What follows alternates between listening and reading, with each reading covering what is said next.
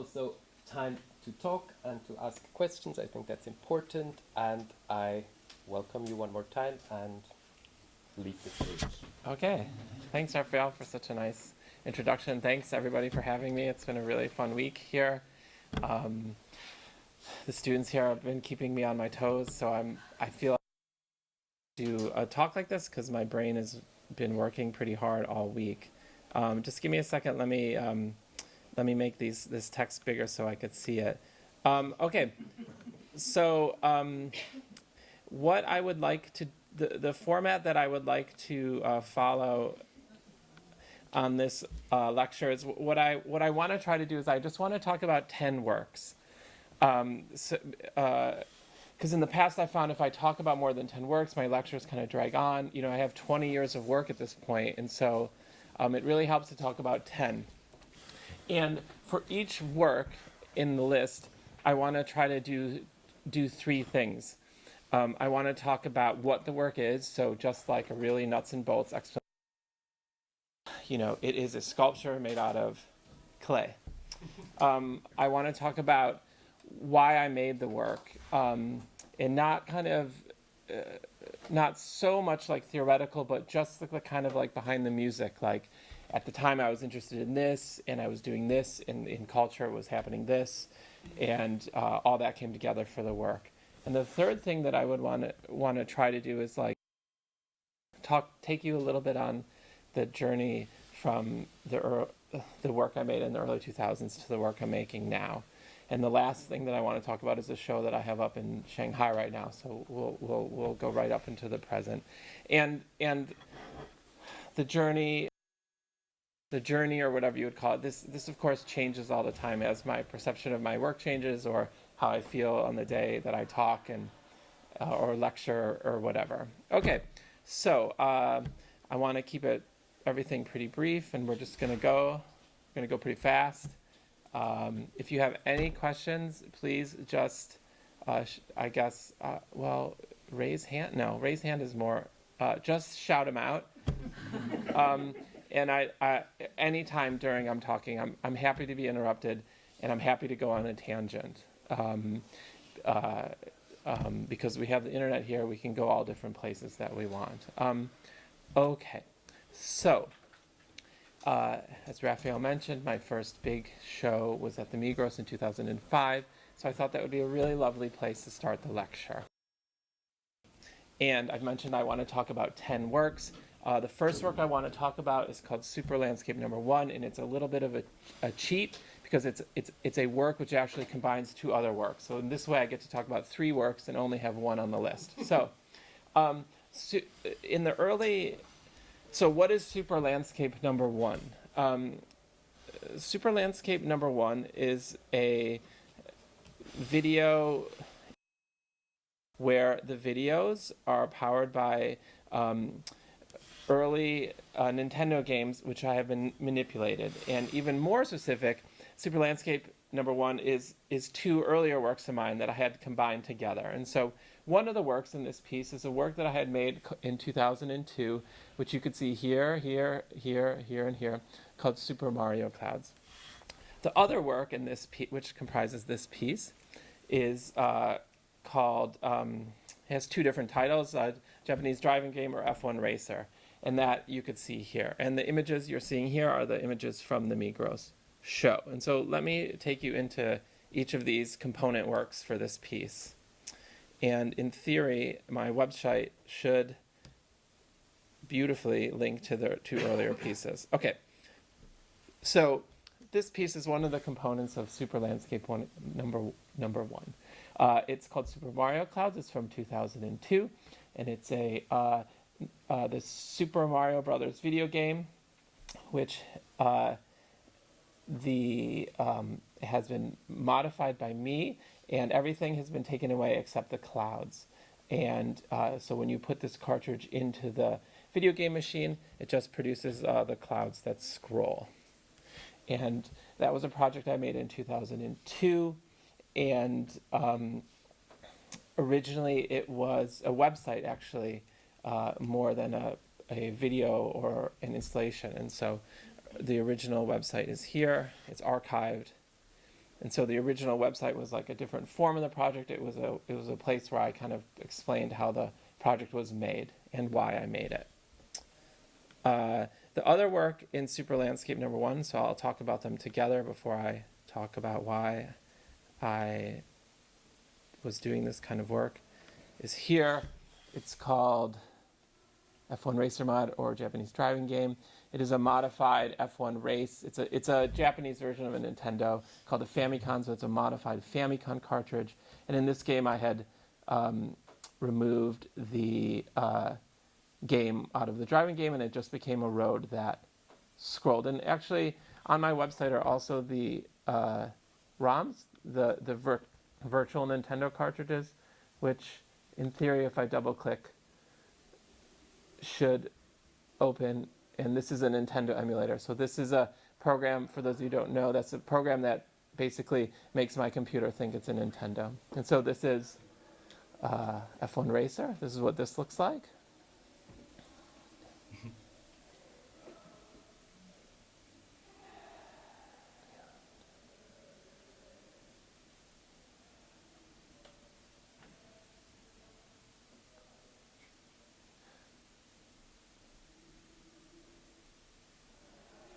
So there are 4 different color changes in the piece.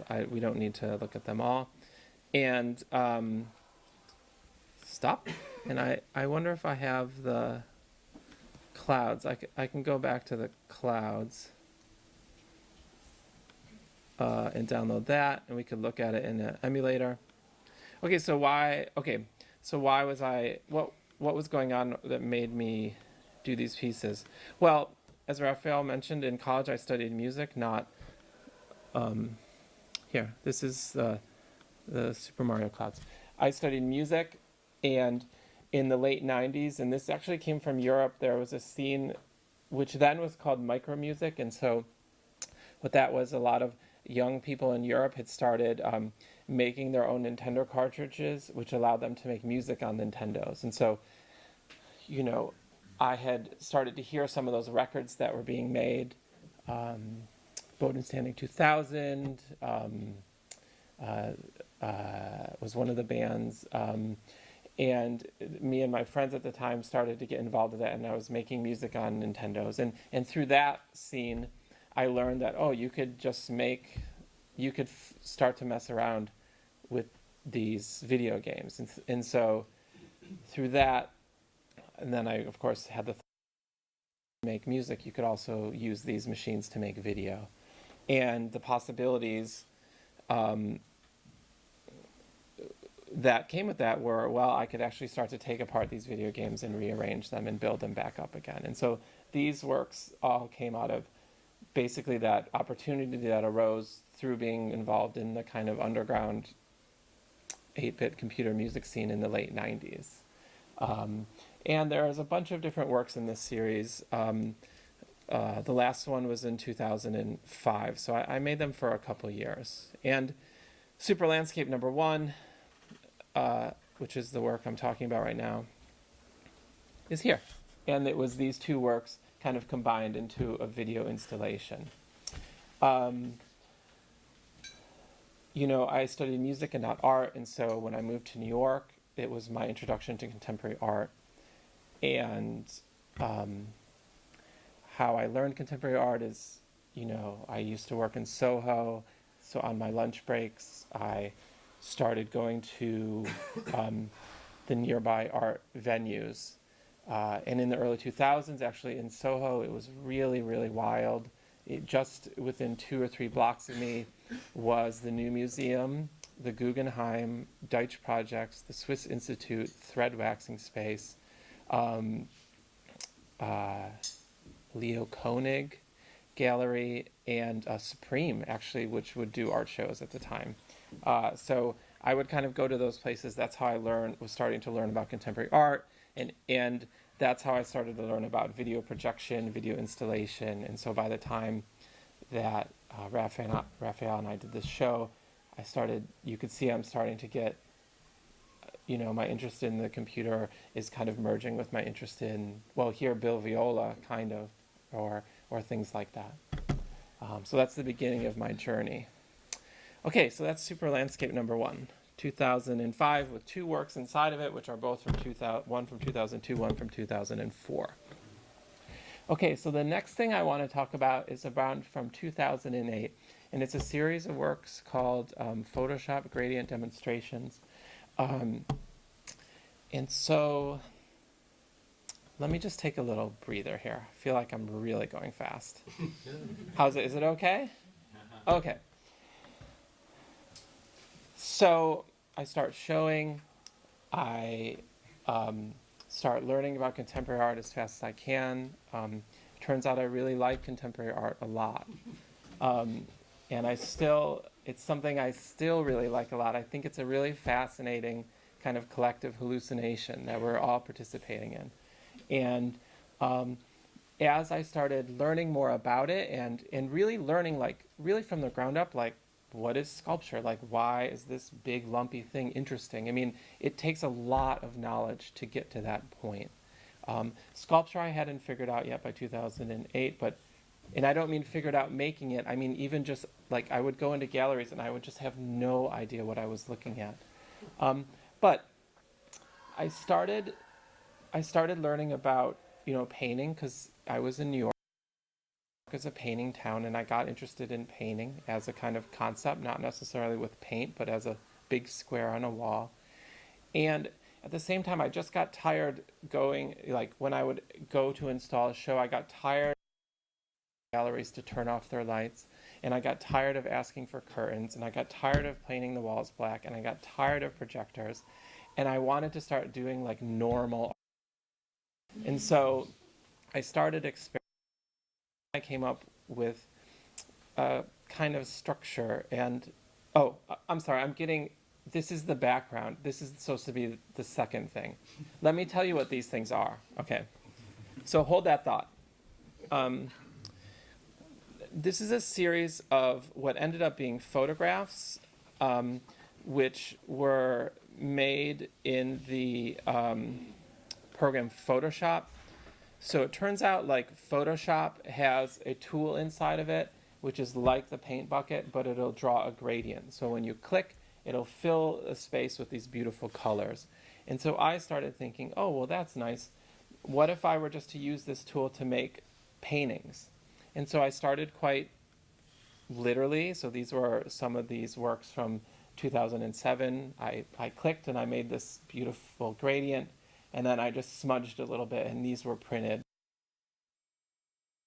But then I was like, this is too complicated. And eventually, how the series ended up, just one click in Photoshop, and I made them as big as physically possible. And they are photographs. So it's a Photoshop file, which is sent to a laser. They are photographic paper, which is exposed to a laser. That's how photographs were printed then. And framed and mounted and hung on the wall. And so this series became my first kind of, like, real life paintings, I would say. And so just to show you, I want to show you an exhibition that how an exhibition of mine would have looked like at the time.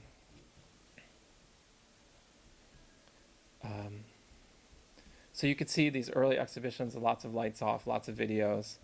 And then here was maybe the first exhibition, like proper classical exhibition I did.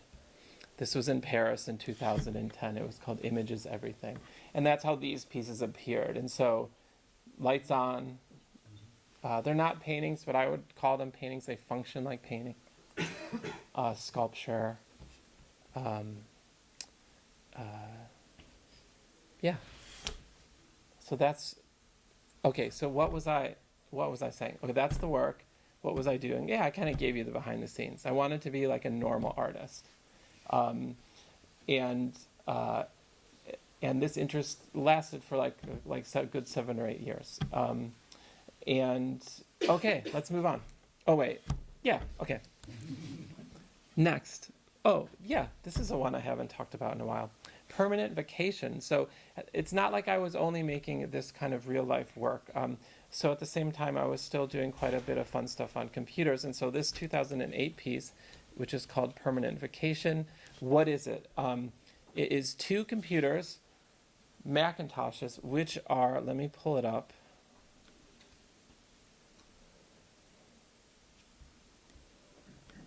It's very simple. Two Macintosh computers on a desk running Microsoft Outlook, which I know you're familiar with these things here in this school. And they are basically stuck in an out-of-office email reply loop. So the computer on the left emails the computer on the right. It goes bing. 15 seconds later, it replies, and this software performance goes on as long as the computers are plugged in. What was going on that led me to make this work? Two different things. You have to remember that in the early 2000s, computers were not yet mainstream. And so things like even like email were still frightening to kind of normal people. Not everyone had email. And what happened around that time simply is like my mother got email. And so when things like that started to happen, it started to make me think, oh, okay, so this now is a medium that is like widely known enough that I could probably make an artwork using it and it would be accessible. So that's one thing. And the other thing is I was talking to a sysadmin of a web host back in the day, and he had told me a funny story that their host kept crashing one day and he couldn't figure it out. And it turns out that one email account of the hundreds of users on the host was stuck in an out-of-office email reply loop with another computer somewhere else in the world. And if you know, actually each time, it depends on how your email is set up, but it can be set up that each time it replies, it includes the earlier email. And so each time these computers were replying to each other, it was just, the email was getting bigger and bigger and bigger, and eventually it filled up the server. And so it was these two things that stuck in my head and eventually gave me the idea to do this piece. How it fits into the trajectory, I don't know how much I could say about that, other than, maybe actually it's a sculpture, and here I am just starting to get my feet wet and making sculptures. This, of course, is like a really easy way for me then to make a sculpture, but you have to start somewhere in a way. Okay.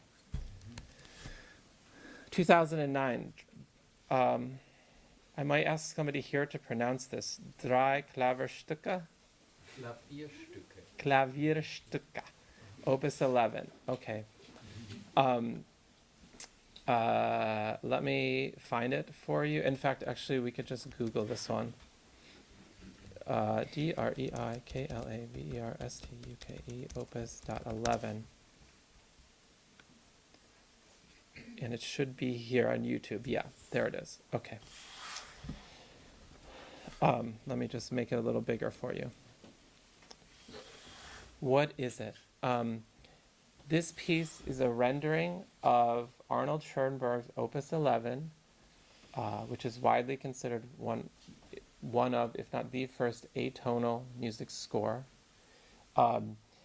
rendered by using video clips of cats walking on piano keys that I had downloaded from the internet. So,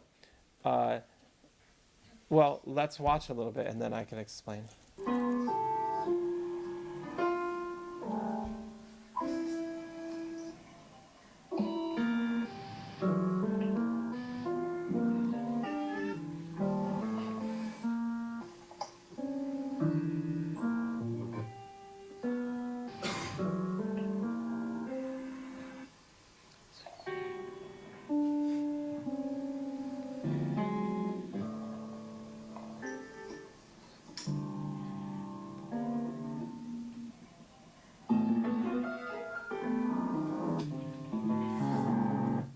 Okay. You just have to trust me that it's actually pretty close to the piece. So what was going on? What's the behind the scenes? A bunch of different things. As I already explained, I had started to learn about contemporary art spaces, and of course when you learn about contemporary art, you learn that it's a context, and this context kind of forces things onto the work.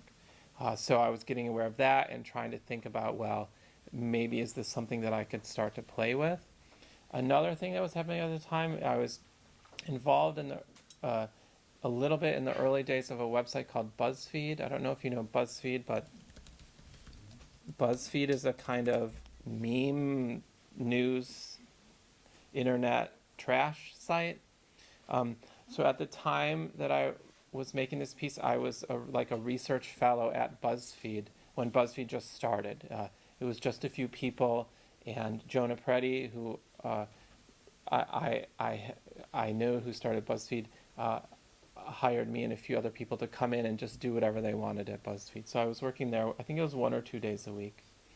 So at BuzzFeed, I was learning about the early days of memes and things that go viral, and I was learning how that mechanism worked on the internet, and I was, of course, very keen on trying to leverage some of that into an artwork, or how could I use this new language of like internet trash.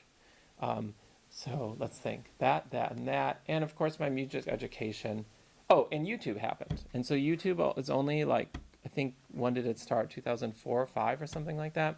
So YouTube happened, and all of a sudden there was all this source material that was available. And so when the piece launched, it launched on BuzzFeed. So I made a post on BuzzFeed, and at the same time it was in Kunsthal Graz. So what I was trying to see is, was it possible to make a piece that meant something completely different in each context? Because at the time there was no really bleed between contemporary art and the internet. It was still quite separate. So I wanted to make a piece that existed online and a piece that existed in a gallery and could be seen, could kind of have an art moment in each venue. And the piece online worked. I mean, when I posted it, people liked the cats enough that it went to these kind of cute animal blogs. And that was a kind of, I thought, a success. I mean, the kind of joke behind the piece is, do people like cats enough to allow them to post Schoenberg on their site? And it ended up being pretty successful. Yeah, that's Opus 11. Okay. Sorry I haven't posted 2010. Okay, so this is a straight internet work where the cats was kind of bouncing in between the two spaces. This is a work just for the internet. So what is it? This is a blog that I ran for 2 years that posted the best posts from around the blogs on the internet at the time that featured the phrase, "Sorry, I haven't posted." Okay. How did it work? Before BuzzFeed, I was in a research and development group called the Contagious Media Group.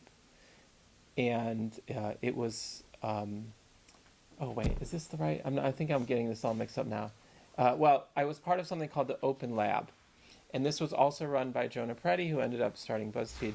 And at the Open Lab, they developed a piece of software called Reblog. And Reblog was a software which allowed you to read different blogs around the web. And then if you liked to post on one of them, it allowed you to repost it onto your own blog.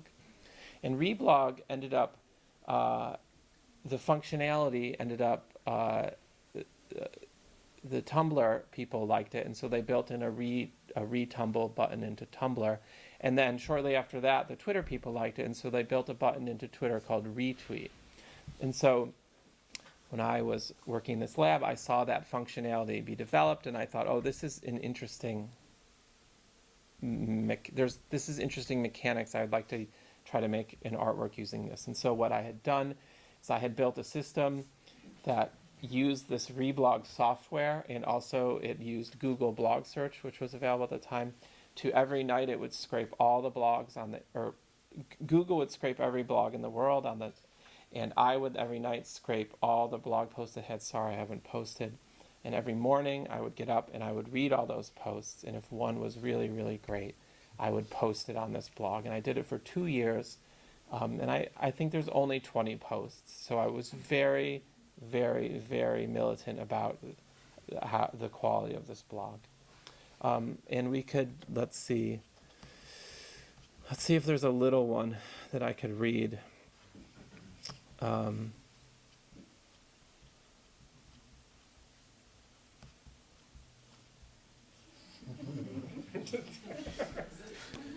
Hey gang. Sorry I haven't posted in a while. I recently had a very, very, very minor, very, very, very mild heart attack. I know. My doctors agreed it was very mild, and I'm very lucky. So he goes on and on. So, and the blog is a bit like a group show. So each post is different, and each post has a different tone. It exists just as a blog, and so it did not travel outside. The last post was somebody apologizing for not posting because they were working on their novel, and I briefly have another piece that is about working on a novel. So maybe I'll. How did you decide to stop? That's a great question. I decided. Do you know how these Facebook content moderators, like, they have like post-traumatic stress disorder and they get really sick? Do you know about this? So the people who are paid to moderate content on Facebook, because they are subject to such violent material all day long that it makes them kind of mentally ill. A little bit of tiny thing like that happened to me. It was so much intense stuff that I had to read every morning that eventually I just couldn't do it anymore. Like when you really read what's out there on the internet, it was, I couldn't like mentally handle it anymore.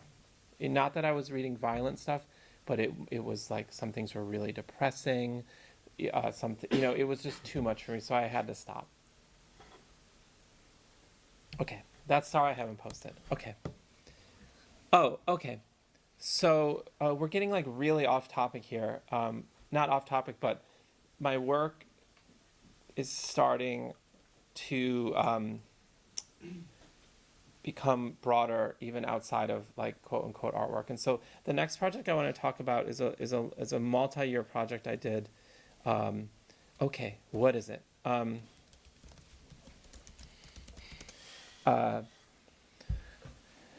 It was a multi-year research project that I did with the Carnegie Studio for Creative Inquiry, the Carnegie Mellon Computer Club, the Carnegie Museum, and the Andy Warhol Museum.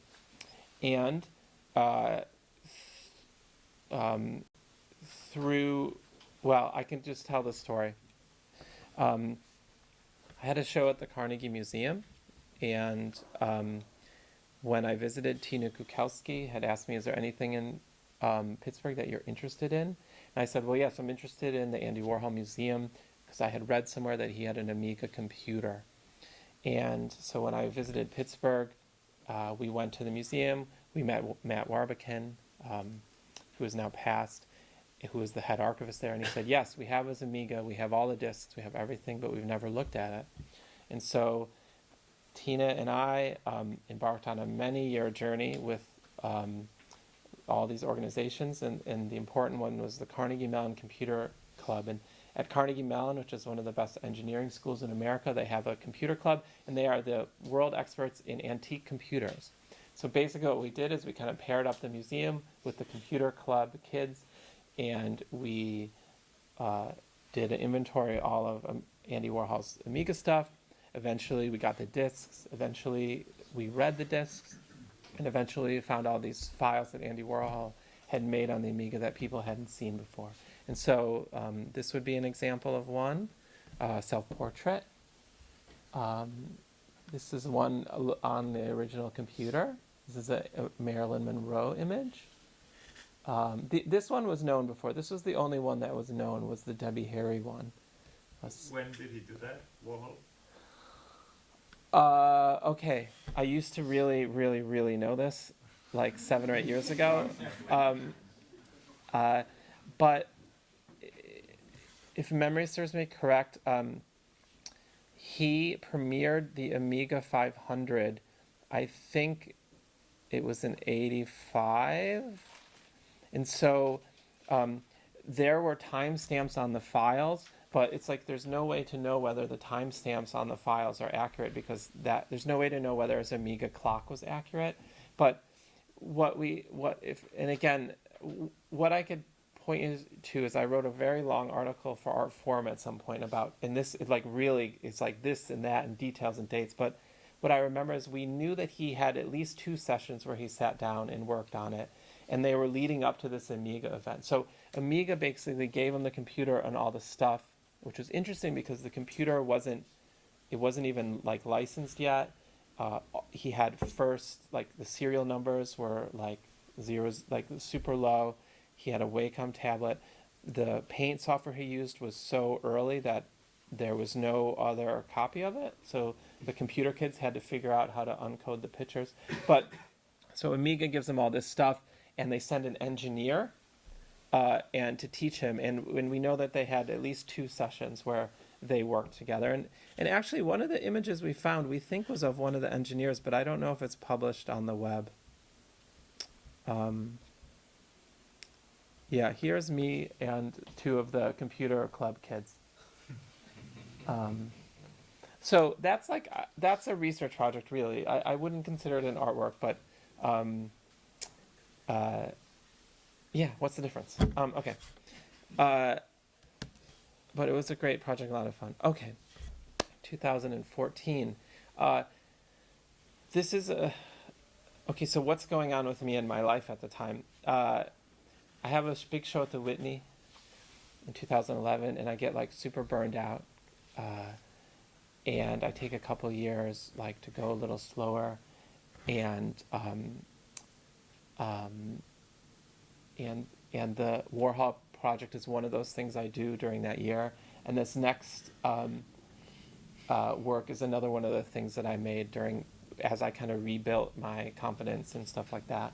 And I think like my work, I feel like it got like more vague, or I feel like the work I made during those years was pretty good, but you'll see it all got pretty strange in a way. So I did a series of, I guess I call the series Surfs, but where,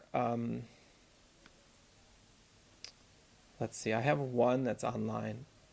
Basically, it's screen recordings of me, or it's technically actually my assistant at the time, Gil, surfing around different websites.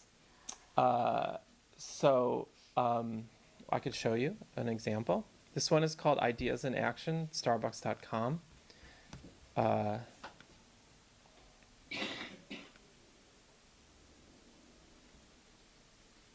So I could talk over it. So we know what it is, what was going on. So at the time, people had started to get interested in the dark web. You know, this is the kind of like secret encrypted web where perhaps there's like illicit activity or hacker stuff. And I started hearing about that a lot, and I got to thinking like,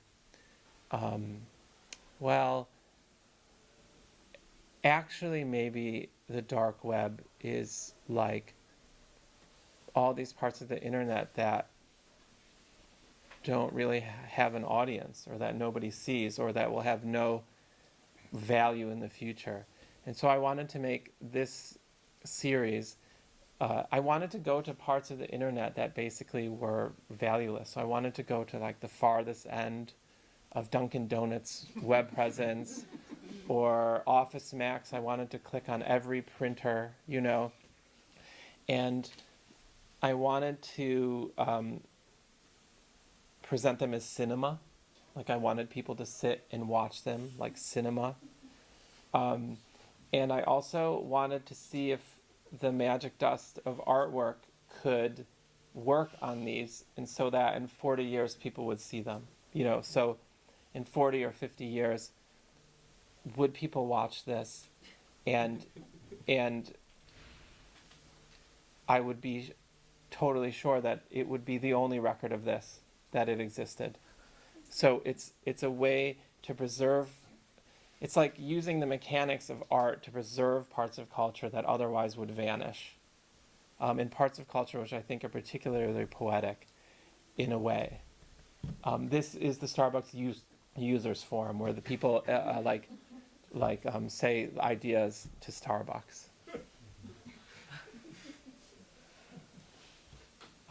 There's 4 different in this series. I had originally planned on making like 70, but I only made 4, and this one is shorter. There's the Dunkin' Donuts one is an hour and a half. So, yeah. So that's surfs. Question? Yeah.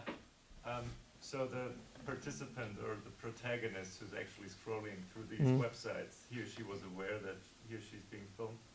Yeah, it was my assistant. Okay. I mean, technically, I say it's me because that's like, Yeah. but I didn't do it. They were scripted, so I would write script. I would go over the website and I would find all its parts, and then I would write a script. It's 7 minutes. Go over to this area and click here, here, and here. So they were scripted like movies. So it does not reflect the actual user's behavior, so to speak? No, Okay. it reflects like my. Yeah. It's a narrative, so I want there to be a narrative like cinema. And the other reason it was nice that I didn't do it is so then I would have them sent to me and I would watch them, and so I would be able to judge them, and I would give comments, and then another version was made until it was right. That's almost why I stopped. It was just like it took so much time, Okay, so that's on YouTube. Actually, if you have a smart TV, it's actually possible to watch at home. So you can go to YouTube on your smart TV and go to full screen, and you can have a real, actual cinema experience with this at home. Okay. Okay, clarity and hot topics. Okay, so what is it? Okay, let me get my tabs cleaned up.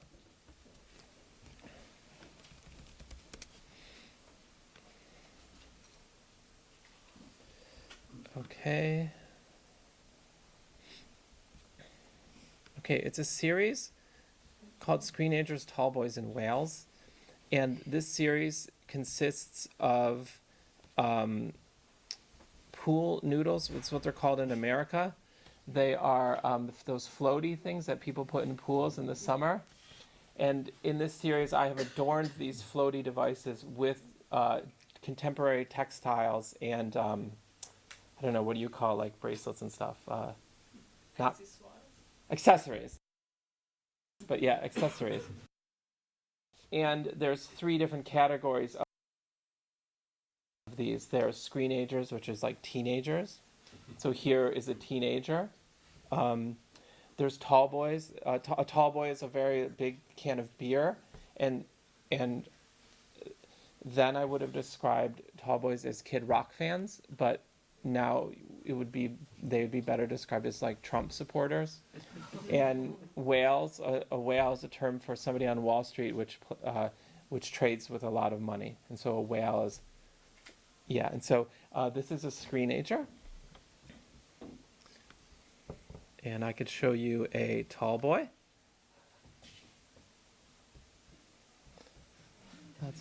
That's a tall boy. Has actual beer. This is a pool noodle. It's a brand called the Brutal, which you actually put your beer on the top. And one more screenager. This is my favorite screenager. This has one of those things you put in your ears. So it's just. And then I don't. You know what? I don't know if I. Here's 2 whales. Or 3 whales. So what it is, why did I make it? I was in Walgreens in America. Walgreens is a kind of pharmacy, and I had turned the corner, and some kid had taken a pool noodle from one part of the store and left it in another, and it was just leaning against the shelf. And I just saw it, and I just thought, oh my God, that looks just like a person. And And at the time, like I said, like my interest in like normal art, like wall stuff and sculpture is growing. And this, I wanted to make sculptures, and I had finally gotten a studio. And so now that I had a studio, I was able to like leave, you know what I mean, like leave things around and have junk all over, and like be a little bit, you know what I mean, like how you would expect it to be when you have a studio. And so yeah, that's that. And then I could show you what a show would have looked like with them.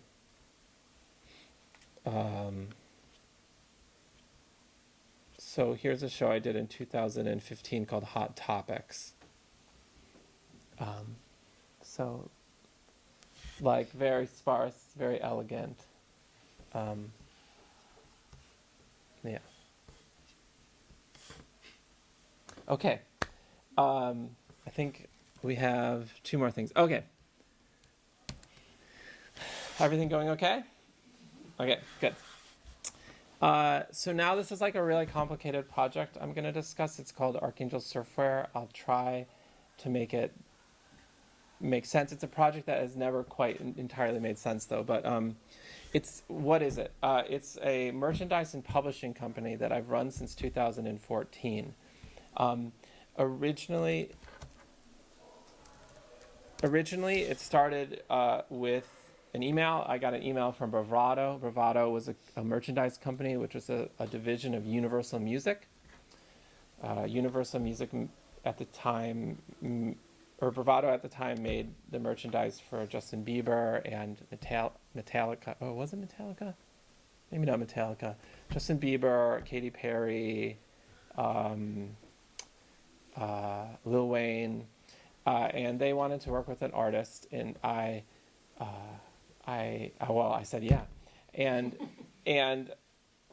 when trying to think of an idea that this was a kind of opportunity that came to me. It wasn't an idea that I had, and so somebody was like, "We want to make a merchandise for you, let's do it." And so it took a while for me to figure it out.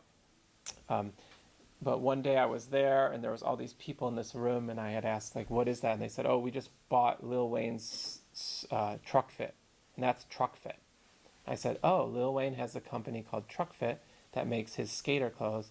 Why don't I have a company that makes clothes?" And I thought, well, what would be cool is we'd have like a streetwear brand that was like clothes for computing. And so that's how Surfwear started. It was, we made like really comfortable cotton clothes that was meant to be like computing clothes, like in bed, watching Netflix, at home, comfortable, down market. Like it's not an aspirational brand. It's sweatpants, with these things on the bottom.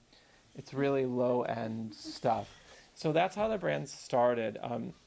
It's taken many turns since then. I could talk about 2 of the bigger turns that it has taken. We did a big project in 2017. Since it is a publishing company, I decided, I thought it would be cool to publish things by other people. And so in 2017, I worked with the artist Tony Conrad to publish Music in the Mind of the World through Arcangel Surfwear. Tony Conrad, who's now passed. Okay, so what is this? This is a little bit more than 200 hour-long piano composition, or I don't know if Tony would have called it a composition, piano piece that Tony started in 1976 and worked on for 7 years. Every time Tony sat down at the piano during those years, he recorded it. He had no prior experience with the piano. And so basically I worked with Tony to digitize this and to organize it and to design it and to publish it. So you could go on here, and what it will tell you is the day that Tony played the piano. And sometimes if Tony had written it down, it'll also tell you what piano he's playing or where he was. And so you can go to the years. There's also a really beautiful essay that Tony wrote about the piece, like why he made it. And it's also mirrored on YouTube. And another thing is, if you're on Twitter, you could follow Twitter, and it's a bot, and it will tweet if Tony played the piano 40 years earlier on that day. So it's a nice way to keep up with the piece. So this is our Arcangel Surfer publication. And then the last part of this project was I had recently moved to a Scandinavian town on the southwest coast of Scandinavia called Stavanger. I moved there 4 years ago with my family. And, okay, what is it? It's a flagship store for Arcangel Surfwear. Let's see. So it just closed, but it was open for 2 years. Stavanger was the former sardine canning capital of Norway. So actually in Stavanger, there's all these beautiful old sardine canning factories. And of course, since it's not New York or London or Berlin, they're pretty cheap. And so I kept passing all these storefronts when I started living there. And as a New Yorker, I start daydreaming about opening a space, because any New Yorker, when they just see an empty storefront, they want to open a space. Then it was like, well, if I open a space, what will I do? Open up a flagship store for my publishing brand. And so I opened it up in 2000 and, what year is it now? God, I don't even remember. Was it 2018 I opened this up? I think it was 2018 I opened up the store. We were from 12. And at the same time, I took down my... I thought it would be really fun if the brand was only available in Stavanger, that you had to come, you had to visit me in the store. And so this was the project I did for the past 2 years. And it was a store. It's of course a quote-unquote total artwork, but at the same time it was actually just a store. And I just had the big closeout sale like a few weeks ago, and we sold everything except one pair of sweatpants. So that's where the project is. That's where the last part of that project. Yeah. Okay, last one. Okay, so I have a show right now in Shanghai, and I thought I could show you some pictures and talk about it.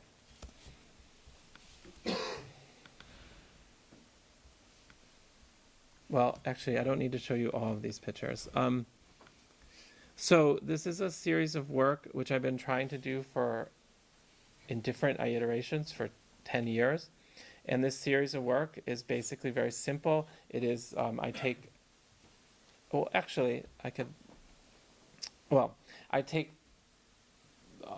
different leggings, like sweatpants, like workout gear, and I just stretch them over 2 scanners, like normal Canon scanners, and I scan, and then I print them out, and now I've been printing them out on IKEA tabletops. IKEA tabletops are really cheap, they're white, they're flat, and they're a really good surface to print on. And so in Shanghai, I have an installation which features kind of 14 of these IKEA tabletop works. And so here are here's some pictures from that show. So these 4 tables here are together. These 4 tables here are together.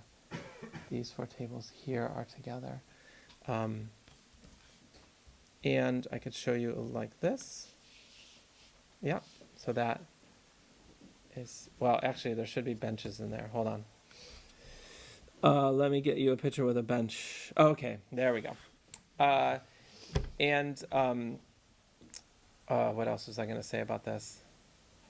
Oh, yeah, actually, the reason I started to want to do this was there's a piece in this, there's a piece here, which is where I left. The last piece I made with these noodles was these Adidas stripes. And I really loved it so much, I had the idea, well, maybe I could combine this with this. And that's how these pieces came about. So it's like 70 tables. It was all produced in Shanghai. There's an IKEA in Shanghai, so the whole show was made locally, and for not a lot of money. And it's called Hot Topics, and I think it comes down like in a couple days. And that is 2019. So I'm still trying to go for wall power. But still trying to work on it. Okay, so does anybody have any questions? I made good time, right? Yeah, perfect.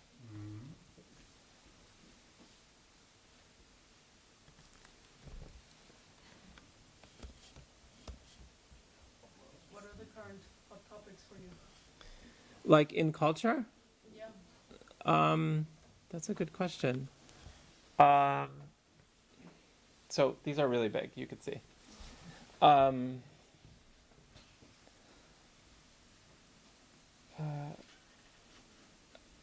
Yeah, that's like a great question. Well, like some of the things I've been thinking about in the class that I have here, um, like bot loops or Instagram bots or like this Facebook mess, this Mark Zuckerberg stuff, this like just like this whole situation we've got ourselves into is such a mess with technology, with everything. And so any kind of manifestation of that which is totally on the fringe. Does that make sense? It's kind of like where my interests are at the moment. In terms of my work, I'm definitely working on a lot of computer stuff right now. Like I'm I'm kind of going in the opposite direction again. Like me and my studio have been writing a lot of Instagram, like click farm stuff. So like we've been programming phones to do automatic clicks on Instagram and stuff like that. So that's kind of where my mind is at the moment.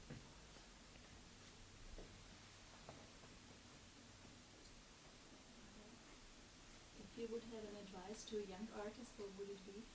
Oh yeah, don't be an artist. Be a poet or something else. Well, with that said, it's funny, but it's hard. I would say like I would warn them basically. But also I would say like the world changes so quick and you change and it's you have like the thing that surprised me the most is how hard it is to keep a relationship with the work that really has quite a bit of heat behind it, and it takes so because everything is changing and you're changing and your family's changing and so you really have to spend a lot of time. You have to spend like a lot of quiet time just you have to put a lot of work in just to stay afloat in a way. Does that make sense? Because if you stop working, you will sink. Does that make sense? So, and that's been the biggest surprise to me as I've gotten older, is how much it takes just to keep a real solid relationship with the work. And it means like, oh, you have to like do something else for 2 years, or like it means all these different things in your life. You know what I mean? Like, and so that's been a real shock to me. Because when I was young, it was also easy. Do you also publish work that afterwards you think like that was a bad piece? Yeah. And do you edit them out, or you still publish them? Shows your laundry. Yeah. I've deleted pieces off my website. Yeah, definitely. Absolutely. I mean, people might never see these images again. You know what I mean? I don't know. You never know. But that's a part of what I'm talking about. Like, it's like, and that's the thing that's actually also surprising is like how you don't have control over your work, and you'll see it again and you'll either be horrified or things you don't like, you'll like. And so it's a really wild ride that could be quite disorienting, And also maybe you have a work that got really successful that you realize in your private moment isn't that good. And so that's hard, How did you deal with that situation with the market? I mean, you have a couple of galleries. Yeah. Some of them are very big. Yeah. Some of them are smaller, but Yeah. most of them are quite established. This demand for production, how Yeah. do you deal with it? I mean, I've dealt with it differently over the years as I've learned. I think like when I was younger, I was just like, sure, I'll make another one, whatever. You know what I mean? Like I didn't really care. Now I'm more careful with it because I learned that could ruin your relationship to your work, and your relationship to your work is the pilot light that keeps the whole thing lit, and so now like that relationship is my focus. You know what I mean? But it's hard. The market thing is really difficult because that also doesn't make any sense as far as I've figured out. You know what I mean? Like it's totally abstracted from the work, you know what I mean? And so when it's flowing, it's good, but it's not a real thing. That's what I kind of figured out. Yeah? As a contemporary artist, do you sometimes find that somebody else is working on the same thing you're working on, Mm-hmm. and like almost scooping you or getting into a space that you thought you were new to? Yeah, I mean, that happens all the time. I think there's a couple of different things that could happen when you make the same thing as somebody else. Like, well, two artists could make the same thing and they could be two different works, and often they are, because a work is basically what makes a work is what comes before it and what comes after it. You know what I mean? So often two artists will kind of do the same thing, but it doesn't really matter because actually it's two different things. You know what I mean? So that can happen sometimes. In terms of being scooped or like show business kind of stuff, yeah, I mean, that's something that you have to be aware of. Like, I mean, like Warhol stopped doing, didn't Warhol stop doing cartoon stuff when he saw that he was scooped by Lichtenstein? Like he went into Castelli and he just like totally ditched it. But like I found it just like, one, you have to be up on everything. You have to know what's going on and stuff like that.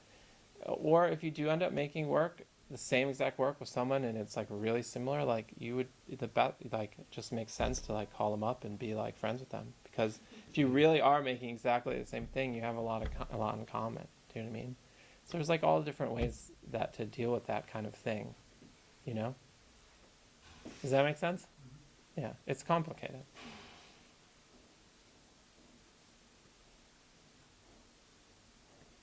What do you think, how does the internet looks in 10 years? How does the internet look in 10 years? Yeah, I wish I had an answer. I'm not really, if I was smart, I would have like invested in internet, like I was totally unable to predict anything that happened on the internet. So I'm not really the best person to ask, you know? Could you have expected to look like it looks now and 12 years ago? No, I would never expected that what used to be then like LiveJournal and MySpace would I mean, they just had to drag Mark Zuckerberg in front of Congress again yesterday because they're afraid like he's going to like destroy the whole system. So I never would have imagined those cute little sites would have led to that, like not in a million years.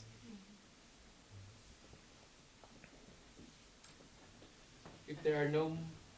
And One more, yeah? Say something, okay. would you say it is more interesting to work now on the internet as an artist, or was it more interesting 12 years ago? I think it's equally same. It's the same. I don't believe in a hierarchy of time. You know, it's always a good time to be an artist. There's always good young artists. There's never a bad time, I think. It's just on you. It's on me. It's harder for me now. Like it's a lot harder for me now to understand. Like I can't even post on Instagram. I don't even know what to post. Do you know what I mean? So, but that's on me. Mm-hmm. Well, thank you so Oh, much. one more? No, more. One more, last one. Why in these install shots have you got images of people taking images of the work? Oh, this is just what they sent me. I didn't even notice that.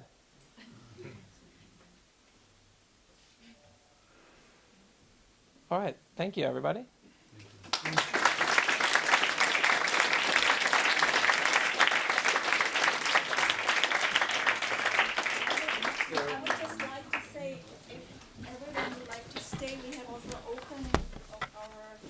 teachers, artists, students run space just very close by, just follow the crowd, with a piece by Cory as well, and 2 other artists, and everybody's welcome to join. It's next door.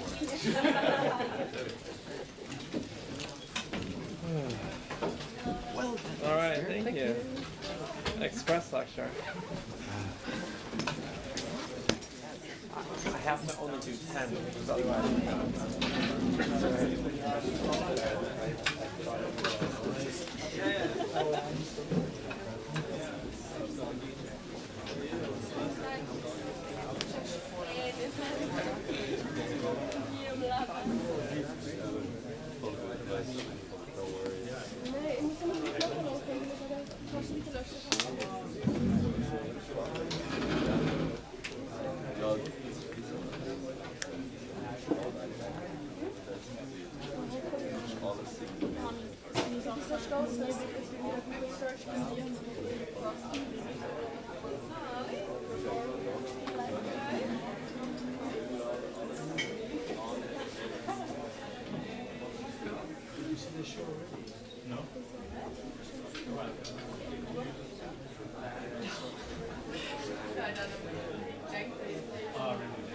Oh, you are you here tomorrow? No, tomorrow start.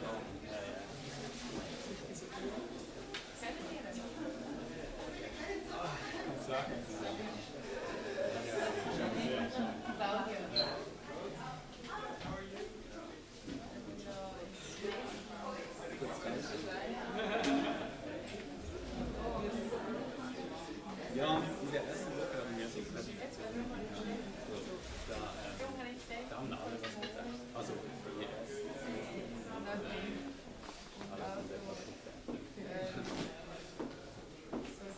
Ja, aber sonst, also nicht so exklusiv. Hey, ich habe am Sonntag habe ich eine Ausstellung gegeben. Hamlet. Das ist das Space in Oerlikon, ja. Einladen. Ja, schick dir eine Einladung. Ja, das ist Dezember. Sie hat zum Uhr Samstag. Ich weiß nicht, aber später ja.